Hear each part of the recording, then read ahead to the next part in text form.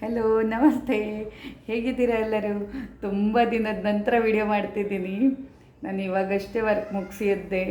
ನನ್ನ ಮಕ್ಳಿಗೆ ಭಾರಿ ಖುಷಿ. ನಾನು ಎದ್ದು ಕೂಡಲೇ ಅವ್ರಿಗೆ ಖುಷಿ ಆಗುತ್ತೆ ಒಂದ್ಸಲ. ಅಂದರೆ ಕೂತಲ್ಲೇ ಕೂತಿರ್ತೀನಿ ಇಡೀ ದಿನ. ಹಾಗಾಗಿ ಎದ್ದು ಕೂಡಲೇ ಒಂದ್ಸಲ ಖುಷಿ ಆಗುತ್ತೆ ಅವರಿಗೆ. ಇಬ್ಬರು ಅಕ್ಕಪಕ್ಕ ಬಂದು ನಿಂತ್ಕೊಳ್ತಾರೆ. ಈಗ ಬಿಗ್ ಬಾಸ್ ಲಾಸ್ಟ್ ಆಗ್ತಾ ಬಂತು. ಓಕೆ, ಇವತ್ತು ನಮಗೆ ಗಸಗಸೆ ಪಾಯಸ ಮಾಡಿದ್ದೆ ಬೆಳಿಗ್ಗೆ. ಆನಂತರ ಚಿಕನ್ ಸುಕ್ಕ ಮಾಡಿದ್ದೆ ಮತ್ತು ಟೊಮೆಟೊ ಸಾರು, ರಸಮ್ ಮಾಡಿದ್ದೆ. ಇವಾಗ ಅದನ್ನೆಲ್ಲ ಬಿಸಿ ಮಾಡಬೇಕು. ಬಿಸಿ ಮಾಡಿ ಊಟ ಮಾಡಬೇಕು. ಊಟ ಮಾಡಿ ಆಮೇಲೆ ಮಲ್ಕೊಳ್ಳೋದು. ಮಗನಿಗೆ ನಾಳೆ ಸ್ಕೂಲ್ ಇದೆ.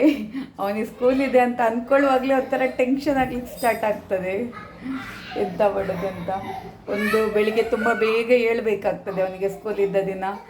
2 ದಿನ ಒಳ್ಳೆಯದಾಯಿತು. ಅಂದರೆ ಅವನಿಗೆ ಈ ಸಲ ಸ್ಯಾಟರ್ಡೆ ಕೂಡ ರಜೆ ಇತ್ತು.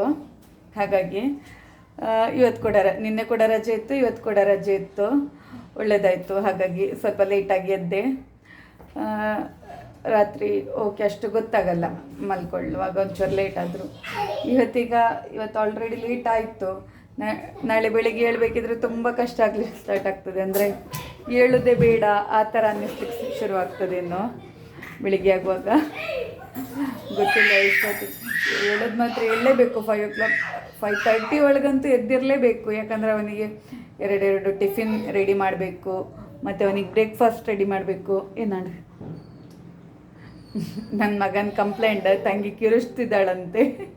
ಅವರದ್ದು ಯಾವಾಗಲೂ ಇದ್ದಿದ್ದೆ ಕಂಪ್ಲೇಂಟ್ಸ್. ಅಂದರೆ ಅವನ ಬಗ್ಗೆ ಅವಳು, ಅವಳ ಬಗ್ಗೆ ಅವನು. ಅದು ಕಂಪ್ಲೇಂಟ್ಸ್ ಯಾವಾಗಲೂ ಇರುತ್ತೆ.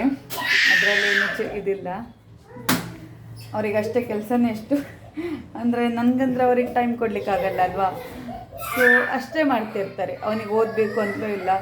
ನಿನ್ನೆ ರಿಸಲ್ಟ್ ಬಂತು, ಅದಕ್ಕೋಸ್ಕರ ನಿನ್ನೆ ರಜೆ ಇದ್ದದ್ದು ಅವರಿಗೆ. ಅಂದರೆ ರಿಸಲ್ಟ್ ಅದರಲ್ಲೂ ಅಷ್ಟೇ ತುಂಬ ವರ್ಸ್ಟ್ ಮಾಡಿದ್ದ. ಯಾವುದ್ರಲ್ಲೂ ಒಳ್ಳೆ ಮಾರ್ಕ್ ಇರಲಿಲ್ಲ. ಅದನ್ನೆಲ್ಲ ನೋಡುವಾಗ ಟೆನ್ಷನ್ ಕೂಡ ಆಗ್ತದೆ, ಬೇಜಾರು, ಅವನ ಮೇಲೆ ಸಿಟ್ಟು ಎಲ್ಲನೂ ಒಟ್ಟೊಟ್ಟಿಗೆ ಆಗ್ತದೆ. ಏನು ಮಾಡೋಕ್ಕಾಗಲ್ಲ. ನನ್ನಿಂದ ಆದಷ್ಟು ಟ್ರೈ ಮಾಡ್ತೀನಿ. ಬಟ್ ಟೈಮ್ ಕೊಡ್ಲಿಕ್ಕೆ ಸಿಗಲ್ಲ ನನಗೆ. ಏನು ಮಾಡೋದು ಅಂತ ಗೊತ್ತಿಲ್ಲ. ಓಕೆ, ಇನ್ನು ಊಟ ಮಾಡ್ತೀವಿ. ಊಟ ಮಾಡಿ ಚೋಚ. ಓಕೆ, ಬಾಯ್, ಗುಡ್ ನೈಟ್, ಟೇಕ್ ಕೇರ್, ಬಾಯ್.